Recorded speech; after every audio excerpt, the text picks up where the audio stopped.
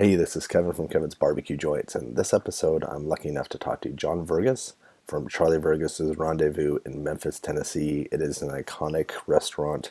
It's been there since 1948 when his dad opened it. It's a great story. John tells amazing stories about the history of the restaurant, about Memphis in general, about their shipping business and how they were one of the first people to actually ship barbecue across the country, about the barbecue family, about the people that work at his restaurant. And he has some of the longest standing employees, I think, for a restaurant in the United States.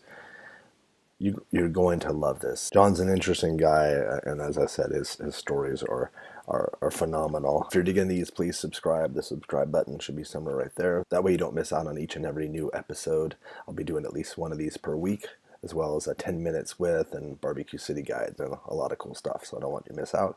I also have a podcast. So if you type in Kevin's BBQ Joints in any of your podcast networks, you can get that. I also have a website at kevinsbbqjoints.com with a lot more content and links to all my podcasts, all the YouTube stuff and barbecue visits and all that cool stuff. Thanks so much. Enjoy. Good morning. First of all, I do want to tell people I have these little that you should go to your dermatologist if you have not been, because everybody worries about having a stroke or heart attack or something like that. You'd hate to have some little sun thing, thing that takes you out. These little patches are. I just visited my dermatologist the other day. And I have the same thing. I have something I got cut out like last year. Yeah, but yeah, you have to be really careful. That's a good way to start this. Is be no, honestly, that's the little public service announcement. That's good. Right. Well, John, I've been meaning to talk to you for a long time, and we've tried to connect for a long time. But I just wanted to know about. Can you start off telling me a little bit about the restaurant history and your family history? Sure. The name of our restaurant is Charlie Vergos Rendezvous, and my dad started it in 1948. This is our 70th year. It's in a basement in an alley in downtown Memphis across from the Peabody Hotel. It started as an 80-seat tavern, and it has slowly grown through the years, and now we seat 700 people. And on a busy Saturday, we'll feed, our record's 3,800 people, but on a busy Saturday, we'll feed 2,500 people, which is a little overwhelming. That's a lot of people. That's a good amount of people. It's a lot of people. It's a lot of people, and we have a great staff. We've had 3 people retire in the last few years that have been here 50 years apiece. Incredible. We still have several employees that have been here 40 some odd years. Tons that have been here 35. 10 years as a newcomer. So. You don't do it because we're also charming and the family's so great and all that kind of stuff. But you do it because we have a great staff that's dedicated and I do want to point out, because my dad and I used to disagree on many things, but he always said that if you're fortunate enough to be an employee, the best investment one can make is to invest in your staff. And we've always have paid health insurance, dental insurance. Everybody gets almost a month's paid vacation, maternity leave. We've always paid well above minimum wage, sick days, and it really does kind of chap my ass a little bit when I hear politicians talk about small businesses and they can't afford this and it'll put them out of business. And I don't think any of them have been employers, because the worst thing that ever happens is to a business is turnover, and it's so much better to pay that extra and do those extra things to keep your staff. Yeah, and also in staffing them up and getting them up to speed, getting a new employee up to speed, that takes a lot of work and it's expensive. And hiring and firing is such a pain. It's what I hate doing more than anything. Although I tell people I've never fired anybody. You always fire yourself at the Rendezvous. But it is and for example, our workers' comp rates are the lowest in Tennessee, and the reason that's so is our guys know what they're doing. They're not slicing their fingers off or locking themselves up in freezers or bashing their heads or slipping on floors. Nobody gets injured very often, where if you go to another restaurant, people are always running their hands through the shred.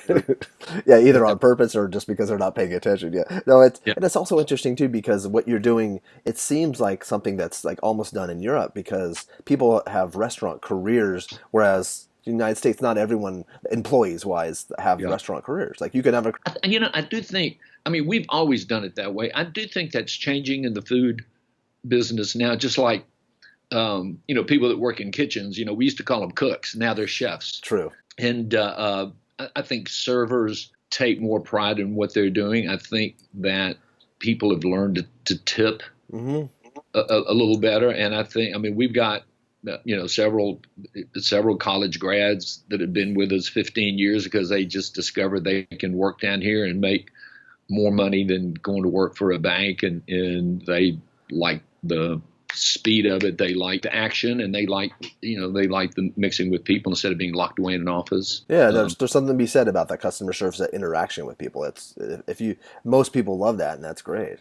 Yeah, and I'm going to bet you, since you're interviewing me, so I'll get a chance to brag about my restaurant. Yeah, go ahead, please. The Rendezvous, it's one of the unique restaurants around. I mean, it's a fascinating place to work. You never know who's going to walk through the front door.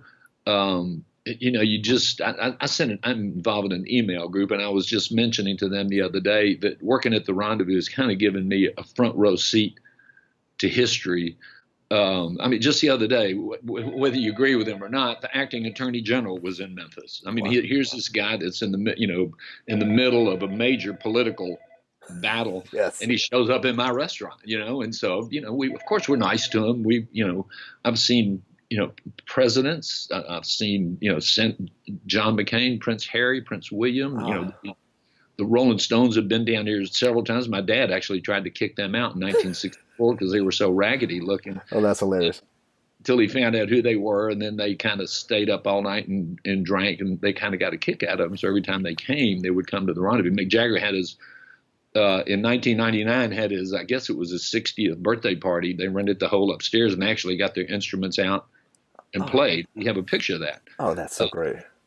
So, we've had, from Justin Timberlake to John Grisham to you name who's been, the notorious to the infamous. So, and our servers, I remember Al Gore, we were doing something for Al Gore, and he blew right by me and went and gave Percy, one of our waiters that retired recently, a big hug.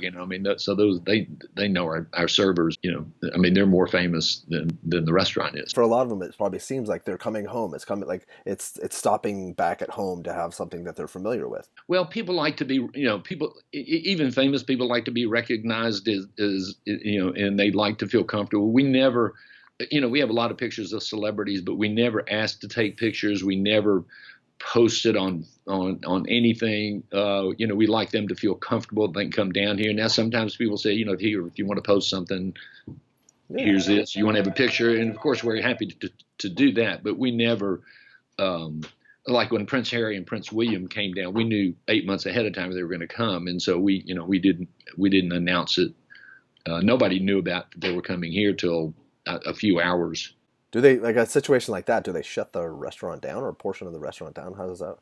Well, when the presidents come, we pretty much shut everything down. But when they came, we have an upstairs. It's a party room, and so we shut that area off. So there was quite a bit of security for that. That was really pretty fascinating because there were so many people and so much paparazzi. It was almost like the Academy Awards when they were in and out.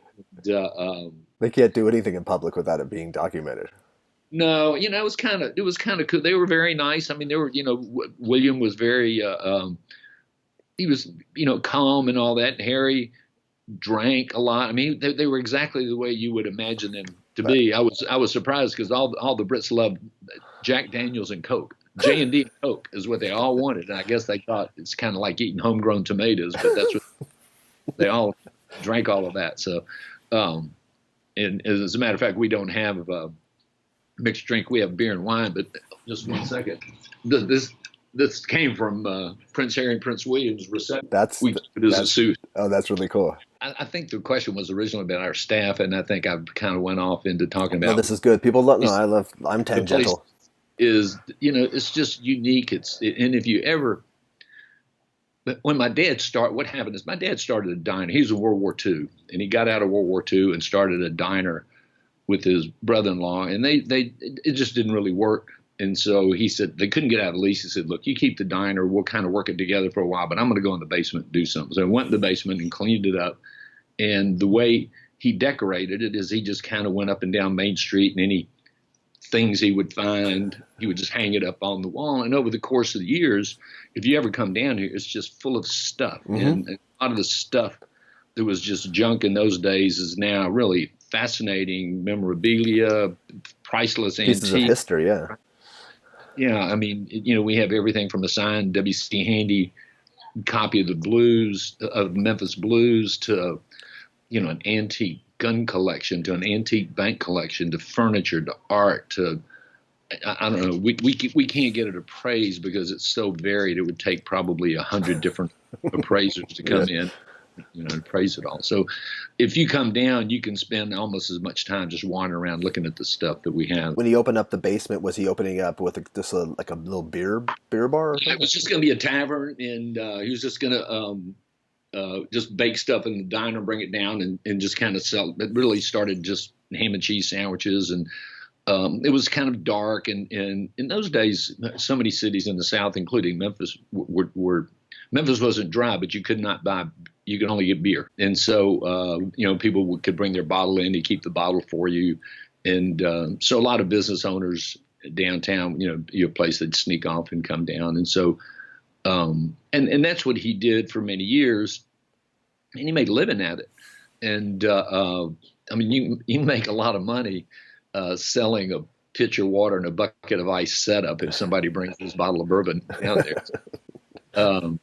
So he, but then he discovered these coal chutes over there, and we're Greek, so he grew up in the restaurant business, and he knows how to cook, and so he kind of sealed it up and got charcoal, because in Memphis everybody uses charcoal when they grill, and found out, number one, it would draw, and then number two, he just started experimenting with chicken and lamb and just all kinds of different things. When people come down and said, "Try this, try that," and in those days, ribs were really a scrap product. In the South, people would use them on the 4th of July, Memorial Day, or Labor Day, and it was like, and it was really kind of the product that the African American community used, because they historically would use the scrap meats, hence chitlins and neck bones and oxtail and all these that other people didn't want, and they learned how to do something with them. So they were just laying around, and so somebody came to my dad and said, "Why don't you try these out?" And so he started smoking and grilling these ribs. And at first he started doing, because we're Greek, and Greeks based all their meats with lemon or vinegar, and then salt, pepper, oregano, and garlic. So I mean, that's really what he was doing, and they tasted okay, but they were okay. Mm-hmm. And then he went to New Orleans, and he got into the chili powders and the cayenne peppers and all that spicy Cajun seasonings. And when he came back to Memphis, he took the seasoning, the Greek seasoning, the Cajun seasoning, and mixed it together, still basting it with vinegar. And so hence that's, dry ribs. I mean, he invented dry rub. He invented rub for all. And I always challenge people to show me somebody that was doing anything remotely similar to this, in the 40s. And I don't think you'll find it. I don't think you will. And so, it's just a unique way of cooking. And, and again, it wasn't like it hit. And yeah, I was going to say, what was the original reaction? Well, people liked it, but he never advertised, and it just took, word of mouth. And again, we always, I remember, growing up in a 1-bedroom duplex with my brother, sister, and I, but I mean, we lived okay. And we kind of moved out to the burbs. But then about the early to mid 60s, a gentleman by the name of Kemmons Wilson, who started Holiday Inns, and he started in the 50s, but he happened upon the Rendezvous, and he loved our ribs. And so, and I always give him a hard time, used to give him a hard time. He loved our prices. They were cheap. And so he started bringing all of his franchisees, his lenders, his partners, because Memphis was the home of Holiday Inn. Okay. And so through that connection and then some other connections, that's how people started to hear about the Rendezvous. Because when you have the guy that's president of Holiday Inn coming into your business and he's bringing all these people, I mean, that's the hospitality industry. Without That a was doubt, yeah. in those days. I mean, it was Holiday Inn or Howard Johnson's Hmm. hotels. I mean, you Sheraton, you didn't have all these other. No, I grew up in the furniture business, the hospitality end, and so my dad, like, I'm fourth generation, so I kind of know about how, yeah, that is the hospitality business, and that's all there was at the time. Yeah, as a matter of fact, Kemmons Wilson, they finally made him break it up. But what he would do if you bought a franchise, he had a furniture company, a carpet Hmm. company, a bed company, and you have to buy it all from his companies. And ultimately, the government made, because of antitrust, that made him break that Yeah, up. you buy the packages. Yeah, I don't remember that. Yeah, Yeah, so he not only made money on the hotels, he made money on the furniture side and the toilet paper side that's and smart. you Yeah. name so I want to kind of say the rest is history, and it was, but we've had two fires, neither of which were our fault, and one was the fire department said we'd be closed for 10 months and we were open in 10 days. Shut down one side and pumped all the water out. And we've survived recessions. We've survived the assassination of Dr. King because we're in downtown Memphis when downtown Memphis shut down. We survived when everybody bailed out of downtown Memphis. There was a period of time when the Peabody Hotel was closed. I mean, there were only two restaurants open in downtown Memphis after 6 o'clock. And we would say in those days, if you were in downtown Memphis, you were either lost or looking for the rendezvous. So we've survived a lot, and still, it's restaurant business is still a tough business. I mean, a lot of competition. Now with social media, people are, tend to beat you up. It's really easy for somebody. In the old days, my dad, if you didn't like what he was serving, he just said, "Well, just get your ass out of here And don't come back. Yeah. don't come back," and he was not a problem. And plus, he was a big burly guy, so you didn't mess with him. But now, people get online and talk to 10,000 followers and Yeah. tell people what a jerk you are. So They could do it anonymously or non-anonymously. Yeah.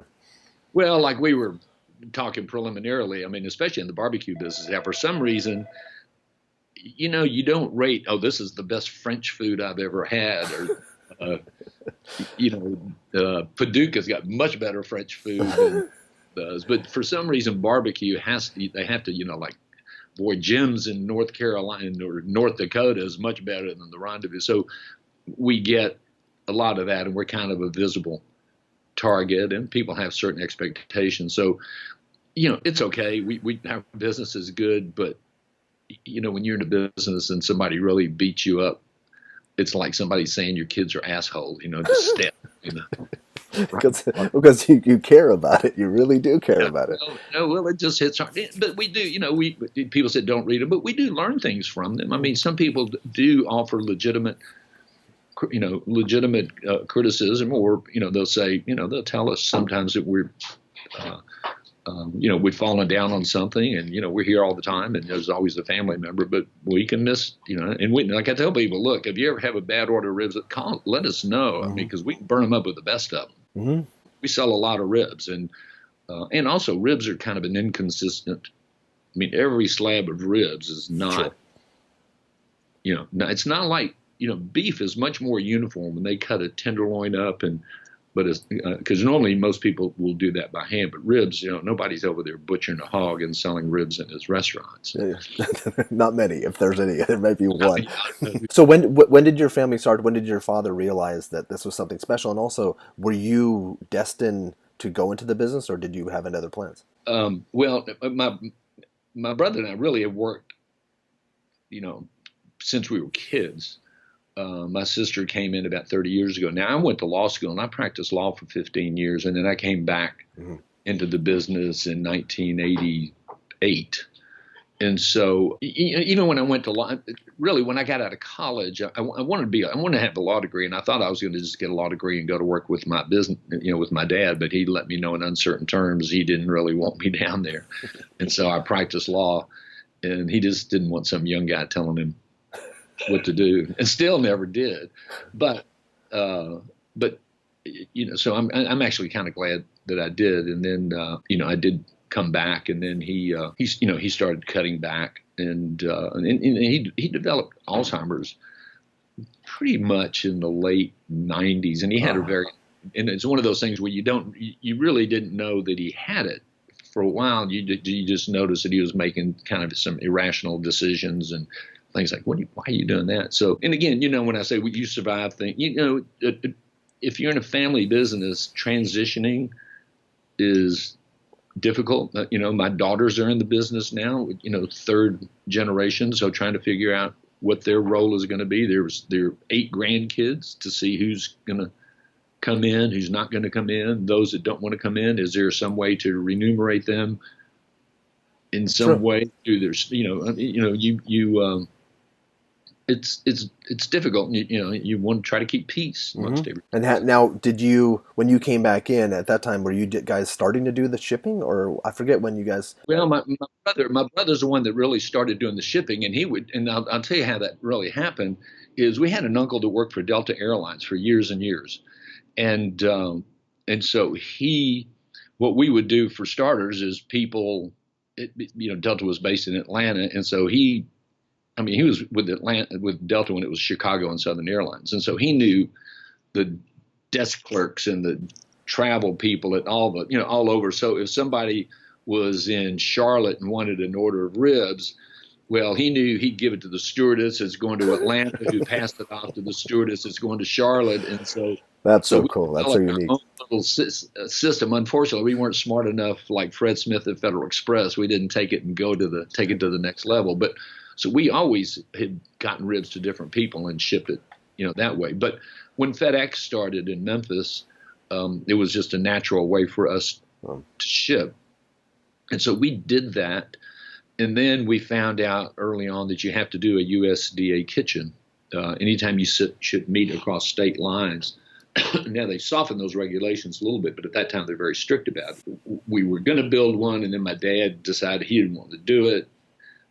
Actually, my dad thought he could pick up the phone and call the governor or the senator and tell him, Charlie Vergos, I want to ship my ribs. I don't care what the regulations say. And he found out very quickly that that's so funny. Much care about that. The law is the law. And so we got out of the business for a while, and then we finally built our USDA kitchen. And so we're still shipping now. And one reason Fred Smith at FedEx has always been partial to us. So, we're the first people to start shipping. And now, of course, as you know, food is shipped. I think Omaha Steaks was the only other people that were shipping and making a career at shipping food. But now everything's shipped. Yeah, and I talked to almost anybody, and they're starting some sort of business so that they could ship. We're a little pricier than some because we ship a priority one overnight because we don't use styrofoam. Okay. We don't want to use it, and because of a lot of different issues, disposal issues, and also, so if you order our ribs, you got to pay a little extra because it's coming overnight. So if you call today at 4, they'd be at your door tomorrow morning at 10:30. That's awesome to know. And what do you offer via shipment? Our ribs, slaw, beans, popcorn, shoulder, and you get T-shirts and aprons and sauce, seasoning, and our barbecue nachos. You ship the nachos? Well, we ship everything separately. So all you got to do is heat up the meat, heat up the cheese. We use Pancho's cheese, which is wonderful cheese dip. We have a lady that makes local jalapenos, Flo's jalapenos. And so we ship a bag of chips, 2 pounds of pork, nacho cheese, our sauce and seasoning, and they're good. Is that something you get overnight too? Yeah. Oh yeah. Oh yeah. Gosh. Okay. I think it's $99, and if you do like for a Super Bowl party or something, you can have nachos for about 14 or 15 people. So that's not too pricey. No, not at all. And that's great. And it's something special too. It's for a special event. So when people come, what can they expect from your restaurant? Because a lot of people that are watching this may not have, or you're on their bucket list, but they have never been. I hope that number one, when I wish I could have temporary amnesia so I could experience what people experience when they walk down the steps. But first of all, they're going to walk down an alley, and it's not dingy, it's lit up, it's safe and all, but some people get a little freaked by it. Just the fact that it's an alley. And you may bump into a panhandler along the way, but they're harmed. No one's ever been injured going to an rendezvous. You're going to come to a door, and you're going to walk down some steps, and then this enormous place is just going to unfold. You're going to also notice a smell that, again, I'm oblivious. It's just like people that hang around horses. They don't notice the manure, but this is a wonderful smell. As a matter of fact, a lot of people smell it all over downtown Memphis because our stacks go up. That's true. But notice the combination of smell and our seasoning. So I think that's the first thing that's going to hit you. We have a great jukebox, so you'll hear great music. And hopefully you'll be seated promptly. The waits are overrated. They're not, occasionally you have to wait a while, but generally you get seated pretty promptly. And, the server will be there very promptly, quickly, friendly. What's the go-to order for someone the first timer? I think that they're going to probably urge you to get a cheese and sausage appetizer plate, okay, which is really great cheese, pickles, peppers, our sausage with our seasoning on it, crackers. It's finger food. Don't eat it with a knife and fork. Take a cracker, put a piece of cheese and a piece of sausage and some sauce or cheese on it and eat it and chase it with the pickle.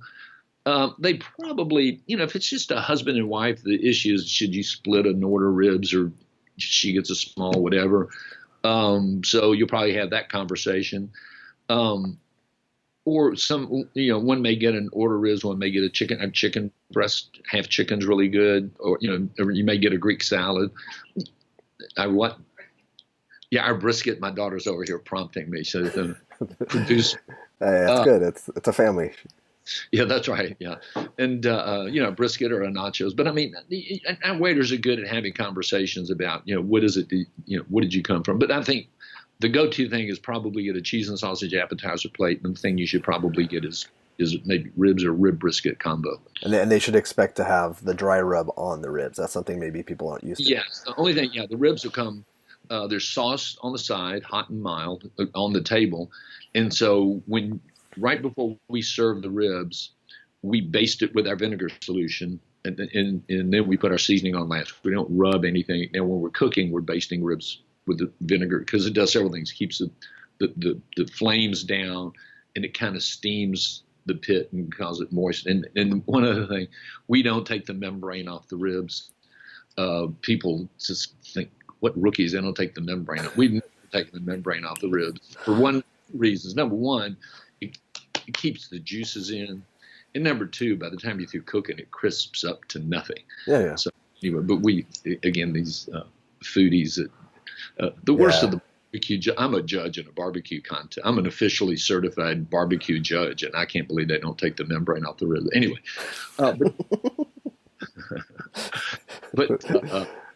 matter of fact, when we have the barbecue contest in Memphis, I can always spot them because, somebody puts a thing of food up.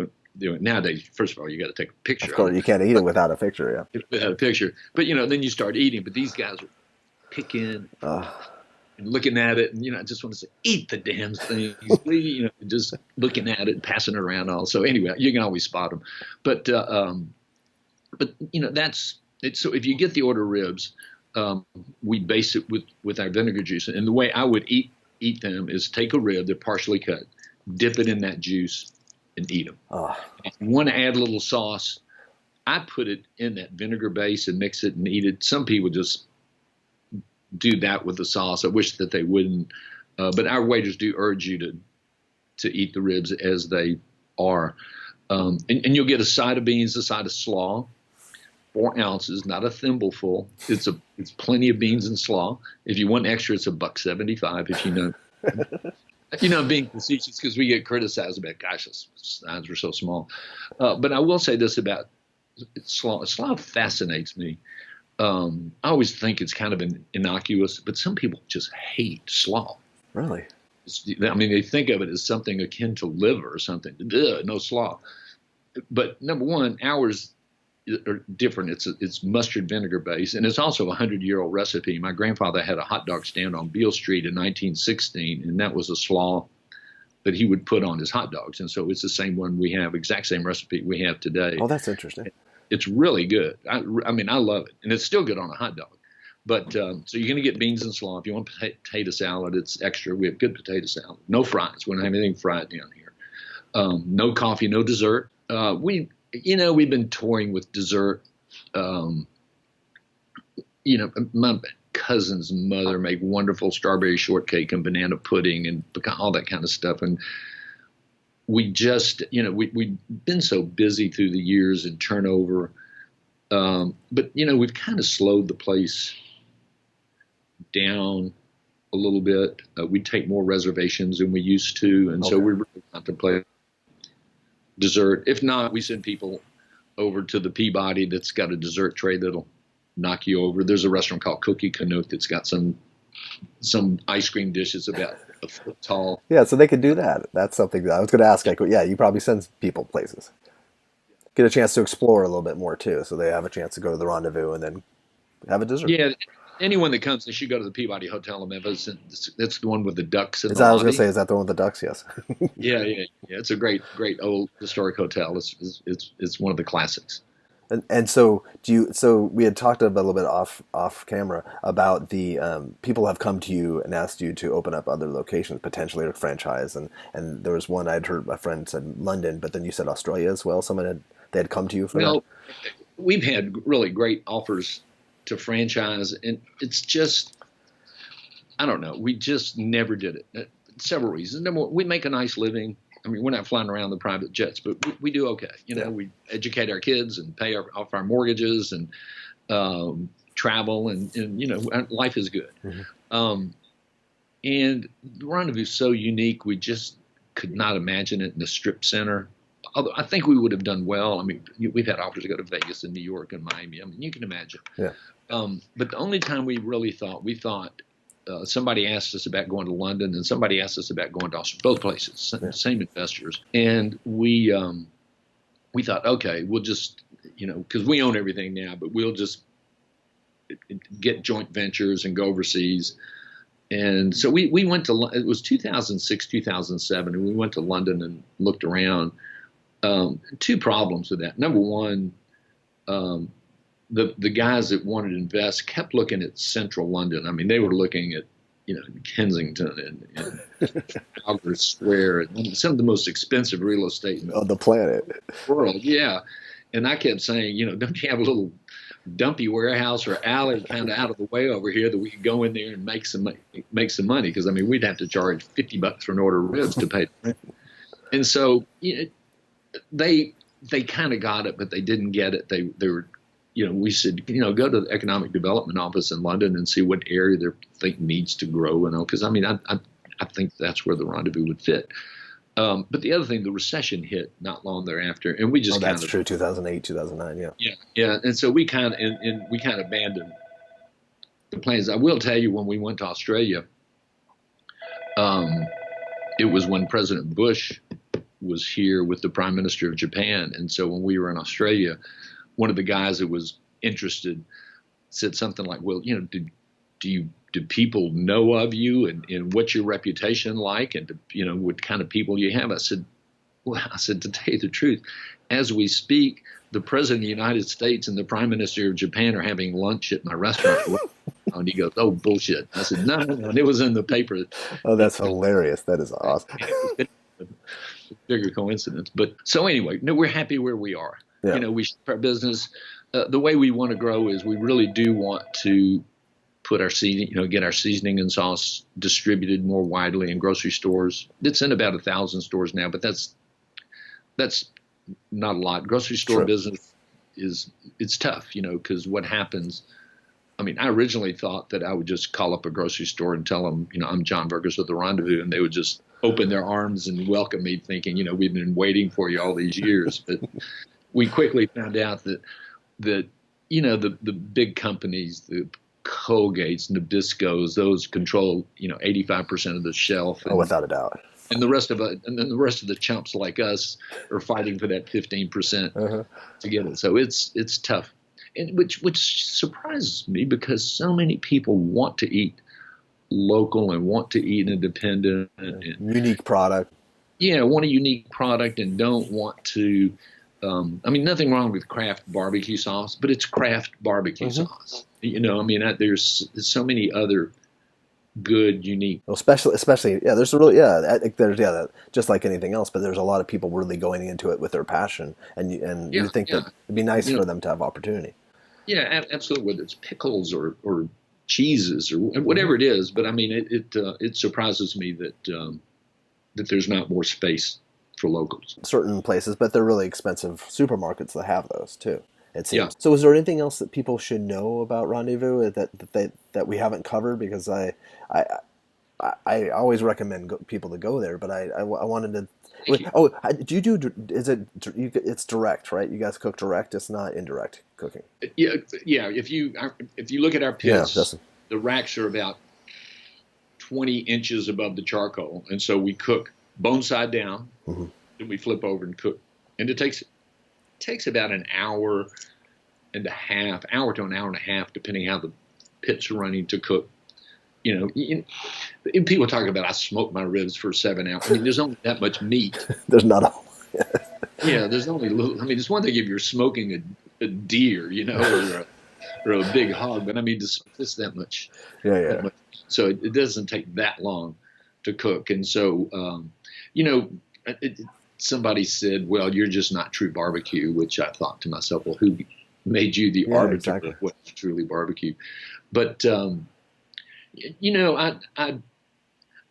tell people, first of all, I think everybody should come to Memphis. I think it's a great city, and it's a great foodie town. There's tons of family restaurants that have been. Memphis has always been an ethnic town. People don't realize this. A lot of Lebanese, a lot of Jewish people, a lot of Catholic. I mean, Italians, Irish, Greeks.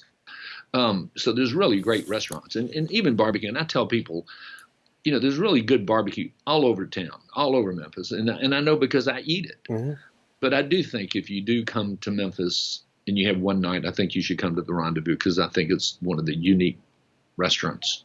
There's just not anything like it, and I think a lot of people that come kind of marvel at it. I mean, the hustle and the bustle and everything around it. And the hour, so it's 7 days a week, right? No. We're closed Sunday. We started at 7 days. Okay. Sundays and Mondays, and we're only open lunch on Fridays and Saturdays.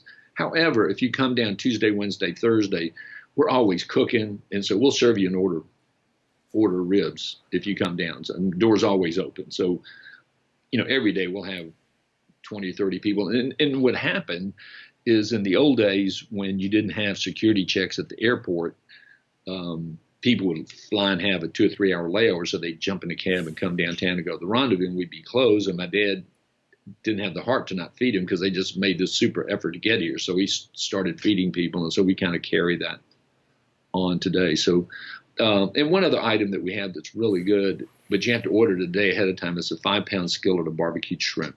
Oh. And it's $150, but it'll feed 8 or 10 people as an entree and 25 people as an appetizer. It's really good. So do a lot of people know about that, or is that? Locals know about it, but just call ahead. Yeah, you got to give us a day's notice on that. But we don't promote it so much. We probably should, but we don't. A lot of things we should do. We'll get around to it. But that's really neat. That's a unique item. Yeah, it is a unique item. But we're still a family business, and it's just we don't have executive vice presidents, and we don't have corporate managers of marketing and all that. It's just us. And so sometimes things we need to do and would like to do, we just don't quite get around to it all the time. But it works. No, it definitely works, and what you're doing is really important for Memphis and for the country. And I so appreciate you taking the time, because I know you're a busy guy, and you obviously had to. Just for some reason, it seemed like when I was going to do it the first time, I had a doctor's appointment, then you had a doctor's appointment, and then a dental appointment. I think I was out of the country. I was in Morocco for about 2 or 3 weeks, which. You should go to Morocco. It's a really great country. Wow, no, and that's probably Morocco's not probably high on people's list to go to. What? Well, I always kind of wanted to go, but same with me. In my spare time. I just turned 70, so. Happy birthday! You don't look 70. Well, thank you. You don't need it. I know, amazing. I turned 75. Yeah, but. In my old age, what I tell people, my splurges in life is I do try to fly business class, and I don't spend a lot of time looking for lost golf balls. So those are my 2 splurges. That's great. That's a great way to end this. Well, thank you, John, so much. And I appreciate it so much. Thank you. And let me know when how to see it. Yeah. No, it'll be on YouTube as well as a podcast. Okay, cool. Thank you so much. Cool. Have a great weekend. All right. Likewise. So, look forward to meeting you.